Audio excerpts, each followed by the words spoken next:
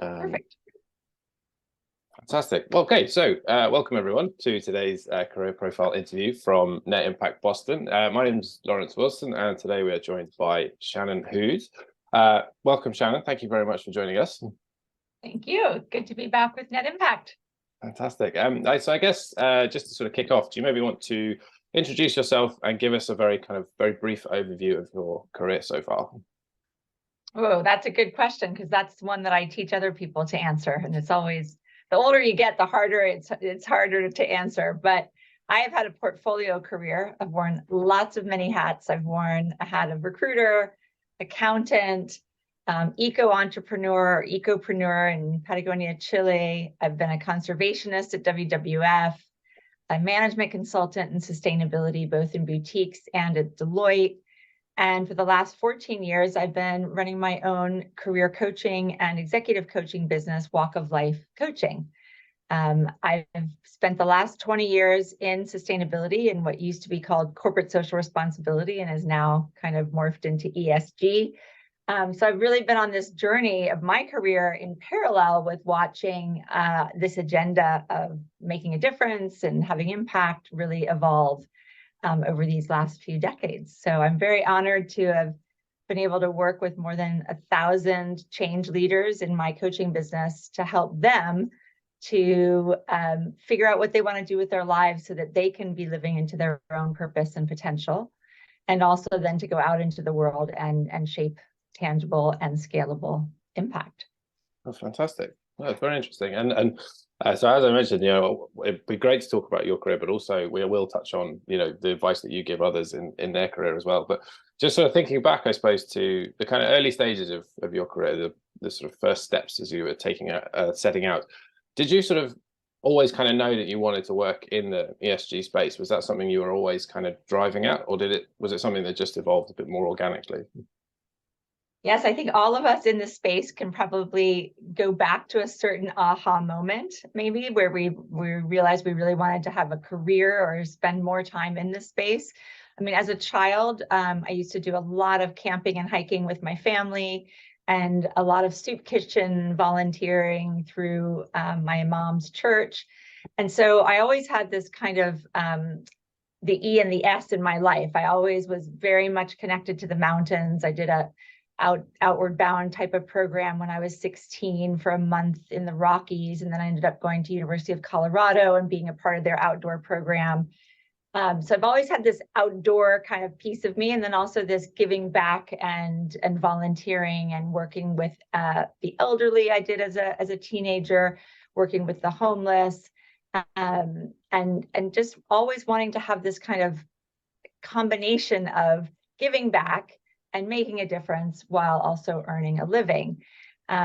So this is actually the third business I started. The first one, funny enough, was called Closets Coordinated. So I wanted to help women to actually be empowered through what they wore to work every day. This is back when we had to dress a little nicer for the office.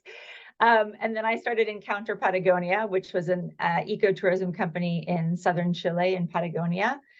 And now Walk of Life. So I think I've always had an entrepreneurial thread throughout my life. Probably the environmental piece and the social impact piece really came to fruition it was probably in my late 20s. I was working at Barclays Global Investors in finance and accounting, and helped them to launch their first employee volunteering program, because I had been on boards of local volunteering organizations. And I thought, well, this is strange that we don't do this at Barclays. So BGI is now under BlackRock, and they have a big program running. But I soon thereafter realized I wanted to do something crazy and different in my own career. And so in my late 20s, I think about 28, I moved to Patagonia, Chile. And this was off the back of a vacation I took, where I sat on the top of the Pucón volcano in Chile and looked down on this beautiful town of Pucón and realized there was no recycling going on, and that there was something missing here. And so that's why I went back and quit my corporate job at Barclays and sold my convertible. And unfortunately, actually also broke up with my fiance and moved to Patagonia to work for what was then called the National Outdoor Leadership School. And from there, then started my own ecotourism business. So I think, I've always had themes throughout my career that I can lead back to. And I think most of my clients have the same thing. But my aha moment was definitely sitting on top of that volcano and thinking, we can't leave our rubbish everywhere. We can't leave the trash, in the streets in these beautiful parts of the world. So that was just my first viewing of our impact, I think, from up above. Yeah, it sounds like a really, as you say, impactful moment. Just sort of touching on that international experience, actually, because I know that's not the only place that you've worked around the world. Have you found that that's something that's kind of helped with your career over the years? That international exposure. Yeah, great thought, because I think it's really core to who I am. I grew up in Washington, D.C., and a lot of the fellow students at my elementary school were children of ambassadors and diplomats. And so my first friends growing up were Chilean, Swedish, and Japanese. And so I've always had that lure towards the international cultures, differences, diversity, and also languages. And what that's allowed me to do in my moves. So from the US, I lived in Sicily, southern Chile, and also then in Geneva and France, as well as southern Chile. And all of those moves, I think, have allowed me to just understand this agenda, this kind of the social and environmental impacts from different lenses. And also just embrace that diversity that's so core to what we're trying to build, in business now. But yeah, I think it's helped me in that I can work with anyone and I can help anyone really in any walk of life. And I think that's how the name of my company came about, was wanting to really be all inclusive to any culture. And that's really one of my core values. Oh, fantastic. Well, maybe now's a good time to touch on your current company. So, Walk of Life Coaching. Now, obviously, your own career journey is very, very interesting. But I mean, professionally, your job is to help those moving into these kind of roles. So, could you sort of tell us a little bit more about the sort of advice that you give, or I suppose that the role of a sort of coach plays? Well, there's lots of different roles that coaches play. Depends on the coach, I think. And then now you'll see off the back of the pandemic, there's a lot of coaches in the market. I think where I decided to niche when I launched the business 14 years ago was really this intersection for me of my recruitment experience, business, and then my love of helping others and doing almost like a therapy, social work kind of role of really mentoring and helping others.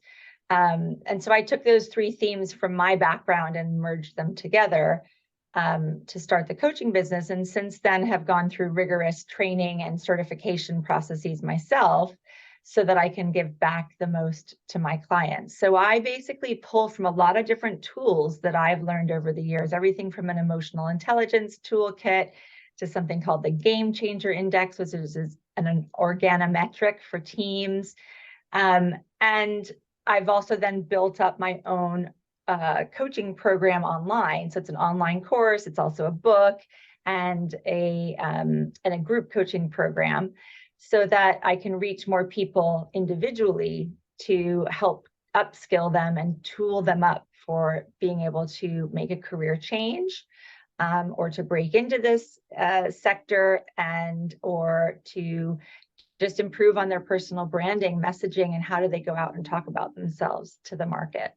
So I kind of look at my business or my role as twofold. One is career coach and the other is executive coach. So it really depends on if you're looking for a role or a new job, or you're in a role and you're wanting to develop professionally, get promoted, overcome imposter syndrome, what have you.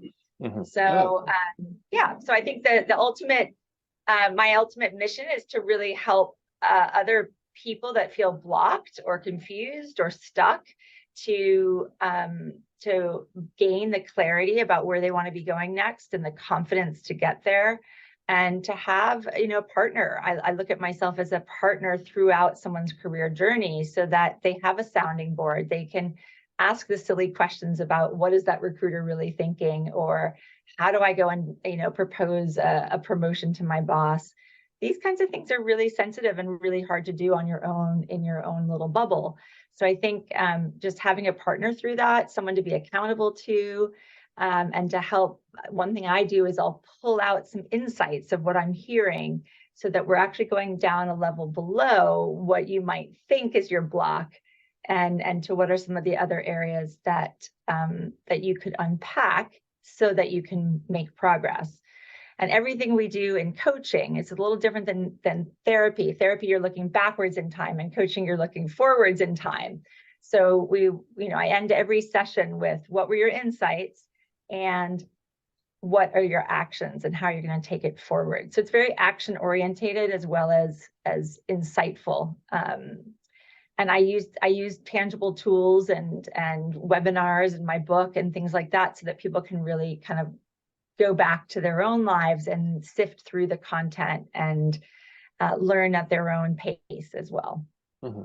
And so do you find that the majority of people come to you with a sort of specific goal in mind, X promotion or new job, whatever, or is it more that most people sort of see it as an ongoing sort of process?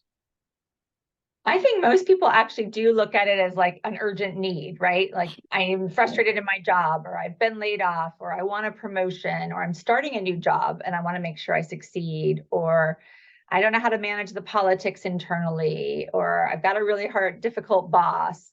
So there's always something like quite central usually to the issues that they're trying to solve or overcome. But through our journey together, they start to realize, actually, this is a holistic cycle that, we're never done. We're never done developing, building our careers, our skills, our networks of common stakeholders. So we are never done. And that's why I built it out as what I call the whole journey. It's one of my offerings, so that you see how each stage of your career keeps circling back, right? So I start with shift careers, then you land the job, then you ensure success and an onboarding, and then you grow your influence when you're in the role, and then it'll circle back, because you're going to hopefully be constantly growing and changing in your own career development. That's very interesting. And as a sort of kind of expert in the industry, I suppose, have you found that there are a lot more of these kind of roles available these days? Have you seen sort of corporate social responsibility, pardon me, or ESG or whatever, grow over the years? Oh my gosh. I mean, yes. I mean, when I got my MBA in international business back in 2002, there were no master's programs at all in this space. And so I created my own curriculum around corporate social responsibility under an international development umbrella, is what it was called at the time. There was nothing around sustainability back then. So I think the language has evolved from, we used to call it CSR, corporate social responsibility. And as we talked, it's gone on to sustainability, social impact, ESG. There's lots of different ways to talk about it now. And with that evolution, it has gained a huge amount of momentum, both in terms of government requiring regulatory requirements of companies to report and disclose on their activities. It's also so government and business. So business is responding to that, but also business has been responding to their consumer pressures, which is fantastic, because it's really, putting their feet to the fire around the risk and opportunity if they don't, meet their own sustainability goals or set the right ones. It affects the talent agenda for lots of companies too, because the newer generations or the younger generations are all wanting to work for responsible organizations. So it is, in terms of the actual number of jobs, it's amazing. I mean, you go on LinkedIn now and there's just hundreds of jobs all the time with these keywords in them. And we've seen a huge uptick both in the role of chief sustainability officer, all the way down to, junior people starting out with doing the reporting and research. So it looks completely different than it did 20 years ago. And this is very exciting, because those of us that have been working on these issues for a long time are finally seeing the financial markets have caught up. So I don't know if you know about, during COVID, we had Larry Fink of of BlackRock who actually said to other CEOs, guys, it's time to step up. We all need to be on this journey together. We all need to be concerned with our footprints. And I'm not quoting him well on that, but it's online if you want to read it.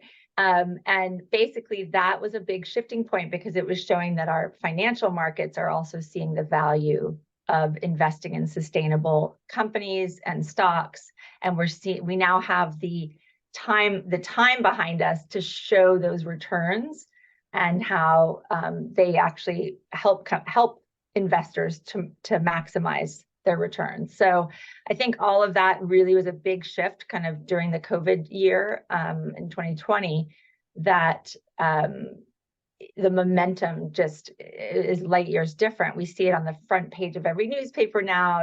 Everybody's using the language, everyone understands what it is. Whereas 20 years ago, we didn't have any of that, right? So not to mention the jobs in companies with these titles.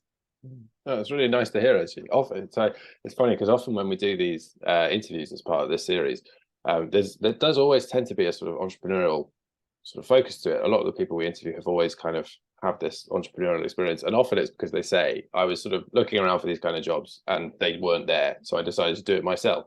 So it's nice to know that maybe that's changing, that not everyone has to sort of start their own thing in order to sort of work in this space. Yeah, that's a really good point. I mean, that's why I started Encounter Patagonia, because there was nothing else for me to do. I'd have to start my own company to be able to work in this space. So you're right. Now there's, every organization really seems to have somebody with this remit, right? Mm-hmm. So yeah, that must have been, so when you started Encounter Patagonia, I mean, you mentioned it was a pretty sort of drastic sort of change. I mean, was that your kind of first entrepreneurial experience? I mean, how did you find that? That must have been quite a jump. Yeah, it was a big risk, but I think I had read a book called The Alchemist by Paulo Coelho, and had taken a Stephen Covey 5-day course on the 7 habits of highly effective people, where we had to write up our own our own eulogy. And there was lots of things going on at that time. And I just thought, I really need to do something that's kind of brave and bold and different. And so I took the risk. And at, my late 20s, I didn't have family, kids and husband or anything yet. So it was a good time to make the jump. And I think, a lot of my clients are risk averse, right? And should I leave my job? I'm so miserable. And how do I find another job when I have a job? Should I go work for myself and just become a freelancer? Should I work, in a big company, a small company? And all those decisions can be quite overwhelming. I mean, for me, I always had an entrepreneurial kind of, jive to my life. As I said, back in my 20s, I started the Closets Coordinated, which didn't go as big as Encounter Patagonia, and certainly didn't have the longevity that Walk of Life now has. But I was always looking for ways to create solutions and to engage people and to connect people with nature and with business and with themselves. And so I think those themes, plus my entrepreneurial spirit, is just how I ended up where I am. I also was working at Deloitte when I got pregnant with my first son. It was on my first day I found out I was pregnant, which is not good timing. And I think that was a tipping point for me as well, is that I really didn't see how I was going to be the mom I wanted to be, working for a big corporate, especially externally, client facing. So that was why I decided to spin off on my own and do what I love doing, which is, very strangely enough, writing resumes, because nobody likes to write resumes. And so honestly, I could write resumes all day, every day, and I do. And I still love it. And so I think that was like another aha moment, like, well, I can do something that other people really need and don't want to do because I love doing it. And so it's about finding that market need, really, isn't it? When you think about being an entrepreneur. But it has its challenges. It can be lonely. It's a month to month, hand to mouth, depends on your model and what you're trying to build out. But it's totally possible. And it's also possible to be really happy and grow within, an organization. So I think it depends on who you are and what really, how you work best and what your vision is for your lifestyle. Oh, fantastic. Well, it's very, very heartening to hear that, definitely. So just because I see we're coming to the end of our time, so just couple more questions. So if just sort of thinking about our listeners and our sort of net impact community, if there is someone listening to this who is interested in perhaps changing their career or moving into the ESG space, what sort of advice would you offer to that person? You know, what are the kind of top few things they should be looking at to tick off the list? Great. Yeah. A lot of them are in my book, but which is called Good Work, how to find a career that makes a difference in the world. But if they want to think, holistically about the process, one big piece of advice I always say is don't just get on job boards and start shifting your resume story and your cover letters and just start applying to jobs. That is way later in the process. So early on in the process, you've got to get really clear. Who are you? What are your skills? What are your values? What are your traits? What are the criteria you want in a job? What issues do you want to be solving? What kind of sectors and what size of company do you want to be working in? So you start with this whole deep dive around who are you and what matters to you before you go out and do what I call a soft job search, which is researching the market to see which kinds of roles and companies and people would fit best for you. And only after that do you then start building up your own personal branding tools, because those branding tools are a marketing tool, like a resume, a cover letter, a bio, a LinkedIn profile. They are all marketing you, the product. And so if you're not speaking to an audience in a way that's going to resonate and be compelling, you're going to not get to the top of that recruiter's pile. And so it's going to become a very vicious circle for you to make all of these applications and not get any traction. And that's what a lot of people end up coming to me with is, I know I can do these jobs. I keep applying. I'm applying to a lot of jobs, but I'm not getting any traction. And that's usually because they've missed the first few steps before applying of doing the groundwork, both understanding yourself and how to position yourself, but also understanding your audience and doing that research on the market long before you get out there and start throwing your hat in the ring. And then that all helps you to be much more focused in your job search. So you're not just applying to everything everywhere, again, casting a really wide net. That's the biggest myth. You don't want to cast a wide net. You want to stay extremely focused. And the more focused you can get, the more opportunities you will actually get in that space versus throwing your hat in a lot of, rings, but not getting any traction. So it's a little counterintuitive, but it's an absolute necessity if you want to have success in the job search. Mm-hmm.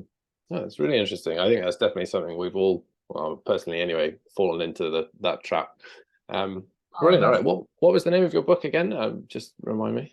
Oh, I can show it to you right here. Oh, that's very convenient. Good Work, How to Build a Career That Makes a Difference in the World. And this is my 13, actually as an extra step, it's a 14-step program in the book. I have an online course that's 13 steps.